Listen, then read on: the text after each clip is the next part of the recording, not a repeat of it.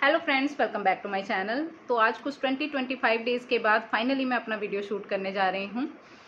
May be आज मैं इसको पोस्ट भी कर दूँ। तो आप सभी की बहुत सारे कमेंट्स, बहुत सारे मैसेजेस मुझे आ रहे थे कि मैं अपना नेक्स्ट वीडियो कब पोस्ट करने वाली हूँ। तो मे बी आप लोग नहीं जानते थे और कुछ लोग मे बी जानते भी होंगे कि कुछ 20 डेज़ पहले मेरा और मेरे बेटे का, जिसकी एज 11 ईयर्स है, हम दोनों का जो कोविड टेस्ट है वो पॉजिटिव आया था और हम दोनों होम क्वारंटीन में थे। तो अभी कुछ 20 डेज़ हो चुके हैं और हम दोनों काफ़ी हद तक कोविड से रिकवर कर चुके हैं। रिकवरी अभी भी चल रही है, लेकिन पहले से काफ़ी अच्छी कंडीशन है हम दोनों की। तो आज मैं ये वीडियो शूट कर रही हूँ। फर्स्ट रीज़न जो था मेरा इस वीडियो को शूट करने का, वो ये था कि आप सभी की बहुत सारे मैसेजेस मुझे आए, आप सभी की बहुत सारी ब्लेसिंग्स मुझे मिली, बहुत सारी विशेस मुझे मिली, जिनकी वजह से मे बी आज मैं यहाँ पर बिल्कुल ठीक ठाक आपके सामने बैठी हूँ। तो फर्स्ट जो रीज़न था वो यही था कि मैं आप सभी को थैंक यू बोलना चाहती थी। आप सभी ने हमारे लिए इतनी सारी दुआएं की, आप सभी की इतनी सारी ब्लेसिंग्स मुझे मिली, मेरे बेटे को मिली। मे भी उसी की वजह से आज हम ठीक ठाक हैं। आप सभी का बहुत बहुत बहुत बहुत बड़ा शुक्रिया। और सेकंड जो रीज़न है वो ये है कि मैं अपना जो एक्सपीरियंस है ये 20 डेज़ के क्वारंटीन का, वो आपके साथ शेयर कर सकूं। मे बी ये आपके लिए काफ़ी हेल्पफुल हो, जो लोग कोविड से जूझ रहे हैं उनके लिए भी, और जो लोग कोविड से डर रहे हैं उनके लिए भी। तो अभी कुछ 20 डेज़ पहले, आज 20 डेज़ हो चुके हैं, कुछ 1 मई को मुझे और मेरे बेटे को जो है 1 मई को हमें फ़ीवर हुआ था। मेरे बेटे को थोड़ा थ्रोट में पेन था, मुझे ऐसा कुछ नहीं था। मुझे सिर्फ हेडेक था और मुझे काफ़ी ज़्यादा बदन में दर्द था, काफ़ी ज़्यादा मुझे जैसे कि शरीर टूटना जिसको बोलते हैं, इस तरह से मुझे काफ़ी लो फील हो रहा था। तो फर्स्ट डे हमारा ऐसा रहा था जिसमें हमें दूर दूर तक कोई ख्याल नहीं था कि हमें कुछ कोविड हो सकता है, क्योंकि हम पूरा टाइम घर में रहते हैं, हम कहीं भी बाहर आते जाते नहीं हैं और यहाँ पर वैसे भी लॉकडाउन है, कहीं पर जाना अलाउड नहीं है। तो हमें दूर दूर तक कहीं भी ये ख्याल नहीं था कि हमें कोविड हो सकता है। लेकिन इवनिंग होते होते हमें जो फीवर है वो काफ़ी ज़्यादा तेज़ हो गया था और पैरासीटामोल लेने के बाद भी हमारा जो फीवर है वो कम नहीं हो रहा था, वो वैसा का वैसा ही चलता जा रहा था। तो हम हर 4 घंटे के बाद, 5 घंटे के बाद पैरासीटामोल ले रहे थे, लेकिन हमारा फीवर नहीं जा रहा था। इसमें 2 चीज़ें हैं। हालांकि फीवर जो है मुझे और मेरे बेटे को दोनों को काफ़ी तेज़ था, लेकिन मेरे बेटे के और मेरे जो सिम्टम्स हैं वो बिल्कुल डिफरेंट थे। मेरे बेटे को थ्रोट में पेन हो रहा था और मुझे जो है हेडेक था और बॉडी में मेरे पूरा पेन हो रहा था। मेरी जो लेग्स में काफ़ी ज़्यादा पेन थी, मेरा पूरा बदन जो है वो दर्द कर रहा था और बहुत ज़्यादा दर्द कर रहा था, मुझे बहुत ज़्यादा पेन थी। मेरे जो हेडेक है वो इस लेवल पे था कि मुझे लग रहा था कि मेरे ब्रेन स्ट्रोक आ जाएगा, मुझे इस तरह की प्रॉब्लम थी। मैं अपने बेटे से पूछ रही थी, वो बोल रहा था नहीं मम्मी मुझे कुछ भी हेडेक वगैरह कुछ नहीं हो रहा है, जस्ट बुखार की वजह से उसका बदन जो है वो टूट रहा था, ले और थोड़ा सा उसको थ्रोट में भी इन्फेक्शन लग रहा था, जिसकी वजह से उसको थोड़ा गले में दर्द भी हो रहा था। तो उस रात जो है मेरे बेटे को पूरा फीवर रहा, मुझे भी पूरा फीवर रहा।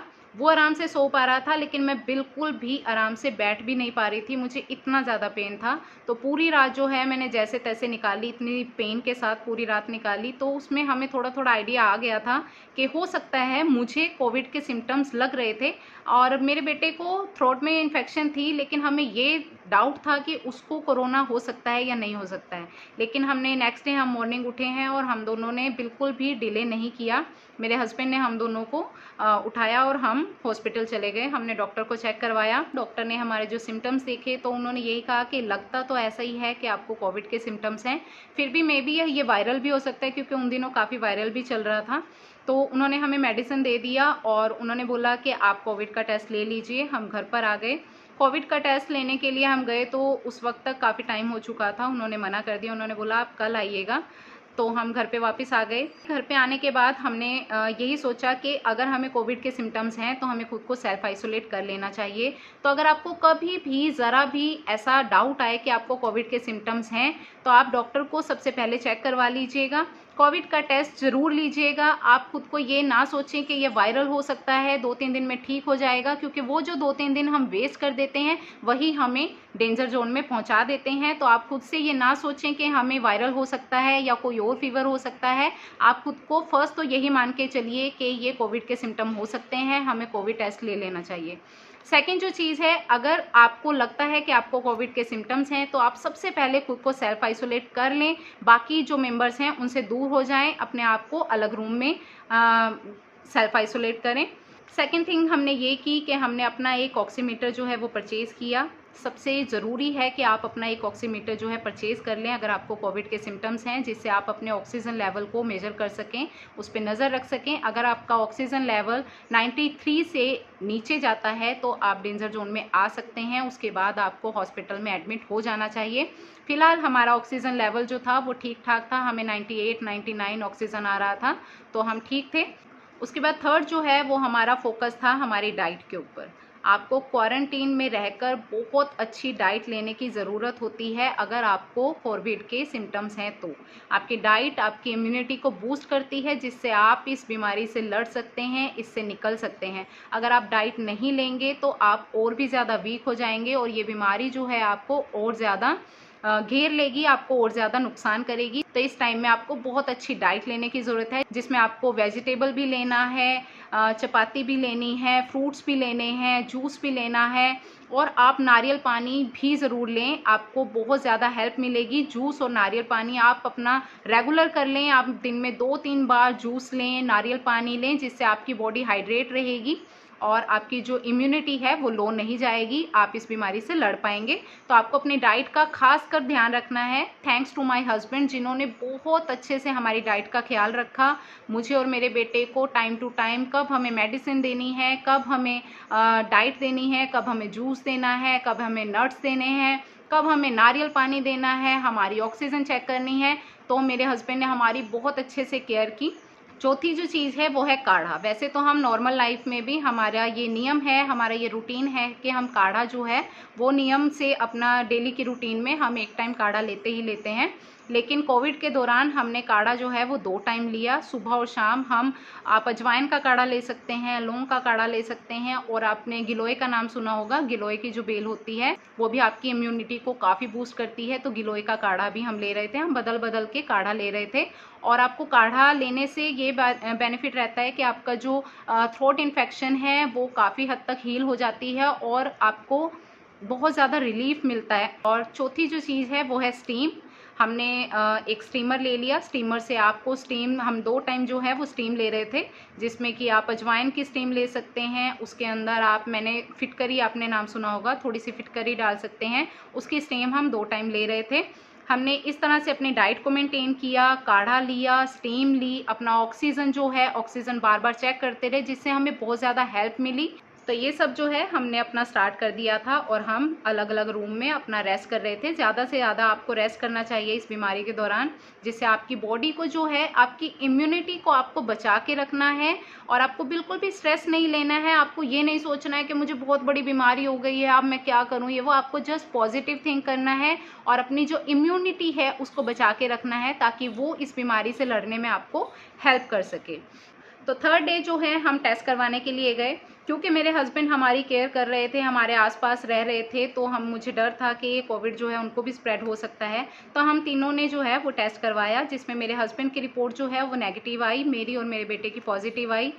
मुझे, मेरे लिए इतनी टेंशन नहीं थी, लेकिन मुझे मेरे बेटे के लिए बहुत ज़्यादा टेंशन हो रही थी, क्योंकि वो अभी छोटा है और एज अ मदर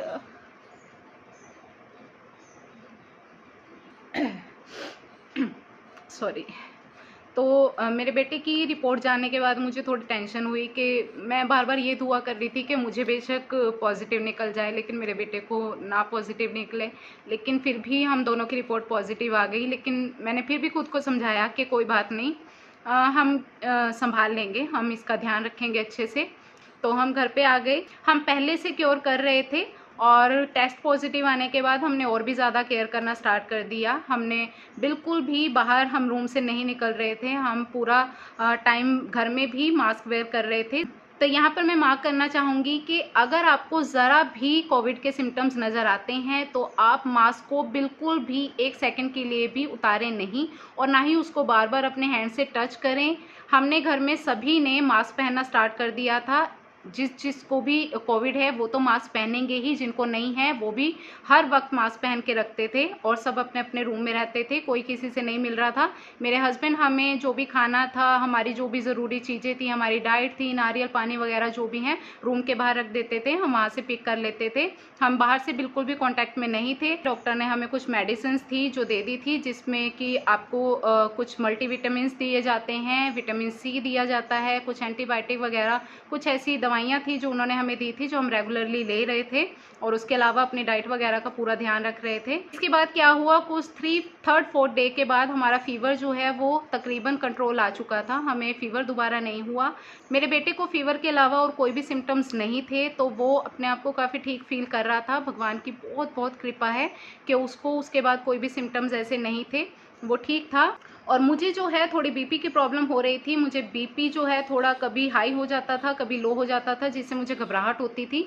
लेकिन मेरा ऑक्सीजन लेवल जो है वो बिल्कुल ठीक आ रहा था, 98-99 चल रहा था। इसलिए डॉक्टर ने बोला था अगर आपका ऑक्सीजन लेवल ठीक रहता है तो आपको घबराने की कोई ज़रूरत नहीं है। आप थोड़ी सी एक्सरसाइज कीजिए, थोड़ा सा योगा कीजिए, थोड़ी बाहर सैर कीजिए, फ्रेश एयर लीजिए, जिससे आपको बेटर फील होगा। वो ही मैंने किया। मुझे थोड़ी घबराहट होती थी तो मैं थोड़ी फ्रेश एयर में वॉक कर लेती थी, थोड़ा सा प्राणायाम करती थी, जिससे मुझे रिलीफ लगता था। और थोड़ा नारियल पानी वगैरह लेने से भी मुझे काफ़ी रिलीफ लगता था। मैं काफ़ी ज़्यादा नारियल पानी और जूस वगैरह अच्छा खासा ले रही थी, जिससे मुझे ठीक लगता था। तो 6-7 डेज़ निकल गए हमारे इसी तरह से। भगवान की कृपा है कि हमें ऑक्सीजन की कोई ऐसी दिक्कत नहीं आई, ब्रीदिंग की कोई प्रॉब्लम नहीं आई। मेरा बेटा काफ़ी हद तक अच्छा फ़ील कर रहा था, वो बोल रहा था मम्मा मैं बिल्कुल ठीक हूँ, मुझे कोई दिक्कत नहीं है। और मुझे जो है काफ़ी हद तक वीकनेस फ़ील हो रही थी, मुझे हेडेक नहीं जा रहा था, लेकिन वीकनेस मुझे बहुत ज़्यादा थी। मुझे चलने फिरने में थोड़ा सा सांस चढ़ता था, लेकिन ऐसा नहीं था कि मुझे कोई ब्रीदिंग की ज़्यादा दिक्कत आ रही थी, वीकनेस की वजह से ऐसा हो रहा था। लेकिन वो डॉक्टर ने बोला वो नॉर्मल है, जब आप कोरोना से कोविड से रिकवर करते हैं तो आपको कमज़ोरी बहुत ज़्यादा फ़ील होगी, आपको उससे घबराना नहीं है, वो धीरे धीरे रिकवर हो जाएगी। तो कुछ 9 डे निकल गया, 10th डे निकल गया, उसके बाद हमें थोड़ा थोड़ा बेटर फील होना शुरू हो गया। तो जब 10 डेज़ निकल जाते हैं तो आपको खुद को भी माइंड सेट हो जाता है कि अब 10 डेज़ निकल चुके हैं, मुझे अब कोई ज़्यादा डेंजर नहीं है। तो आप मेंटली भी अपने आप को काफ़ी रिलीफ फील करते हैं, आपको टेंशन जो है आपका कम हो जाता है, उससे भी आप जल्दी रिकवर करते हैं। तो कुछ 10th डे के बाद हमें थोड़ा सा रिलीफ हो गया कि 10 डेज़ निकल चुके हैं, अब हम कम से कम डेंजर जोन से बाहर हैं। अब हमें जस्ट रिकवर करना है, हमारी जो वीकनेस है उसको हमें रिकवर करना है। तो वो तभी होगा जब आप अच्छी डाइट लेंगे। हमने काढ़ा वगैरह लेना काफ़ी कम कर दिया, क्योंकि काफ़ी ज़्यादा गर्म होते हैं, जिसकी वजह से और भी आपको क्योंकि समर का टाइम है, आपको काढ़ा वगैरह से काफ़ी ज़्यादा गर्मी हो जाती है, जिससे आपको थोड़ी सी सफोकेशन फील होती है। तो हमने काढ़ा वगैरह बंद कर दिया था। 10 डे के बाद स्टीम वगैरह बंद कर दी थी हम। उसके बाद ऐसा नहीं, जस्ट हमने अपनी डाइट पे ध्यान दिया। तो 10 डेज़ के बाद आप डेंजर जोन से तो बाहर हो जाते हैं, लेकिन आपको काफ़ी ज़्यादा वीकनेस फील होती है और आपको थोड़ा कफ फील होता है। मुझे खांसी पहले नहीं थी, लेकिन जब रिकवर होने लगी तो मुझे काफ़ी ज़्यादा खांसी होने लगी, मुझे बहुत ज़्यादा गले में खराश रहती थी। तो उसके लिए आपको क्या करना है, आपको जस्ट हाइड्रेट रहना है, आपको बहुत ज़्यादा पानी पीना है। और नारियल पानी, मैं बार बार आपको बोल रही हूँ, नारियल पानी जो है अमृत है। कोविड के दौरान आपको काफ़ी ज़्यादा नारियल पानी लेते रहना चाहिए, जिससे आपका जो थ्रोट है वो हाइड्रेट रहता है और आपको खांसी वगैरह की जो प्रॉब्लम है, कफ की प्रॉब्लम है, वो धीरे धीरे हील होने लगती है।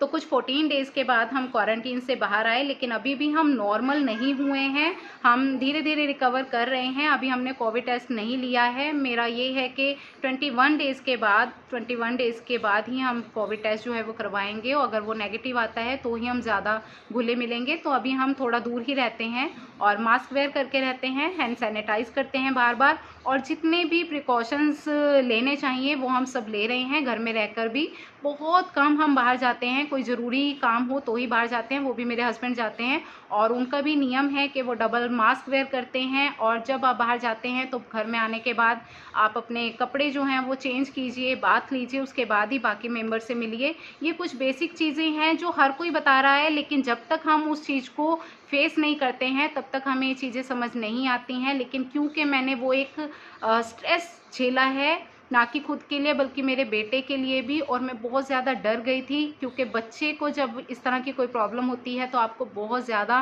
टेंशन हो जाती है। एज अ मदर आपको बहुत ज़्यादा टेंशन हो जाती है। तो ये वीडियो करने का मेरा रीज़न यही था कि मैं अपना एक्सपीरियंस आपके साथ शेयर कर सकूं कि हमने क्या किया जिसकी वजह से हम डेंजर जोन में जाने से बच पाए।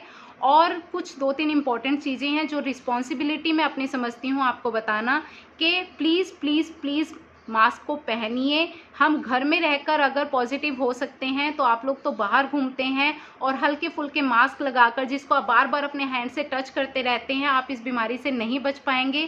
प्लीज़ मास्क को सीरियस लीजिए। आप अगर फैंसी मास्क भी वेयर कर रहे हैं तो उसके नीचे एक सर्जिकल मास्क ज़रूर वेयर कीजिए। आप डबल लेयर मास्क वेयर कीजिए या फिर N95 आप यूज़ कर सकते हैं, जो कि ज़्यादा अच्छा रहेगा आपको इस बीमारी से बचाने में। और एक सेकेंड थिंग, जो हैंड सैनिटाइज़र है वो आप अच्छे से यूज़ कीजिए, बार बार हाथ को सैनिटाइज़ कीजिए, जिससे ये कीटाणु जो हैं और जगह स्प्रेड ना हो। और अगर आपको ज़रा भी सिम्टम्स नज़र आते हैं तो आप बिल्कुल भी डिले ना करें, जल्दी से जल्दी ट्रीटमेंट लेना शुरू करें, जिससे और लोगों को ये बीमारी स्प्रेड ना हो और आपकी भी जान बच सके।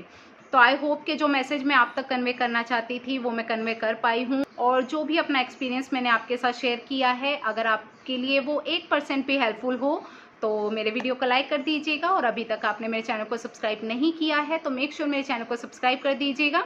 तो अब से जो है आपको मेरे वीडियोज़ जो हैं वो रेगुलर देखने के लिए मिलेंगे। तो मिलते हैं अगले वीडियो में। Till then bye.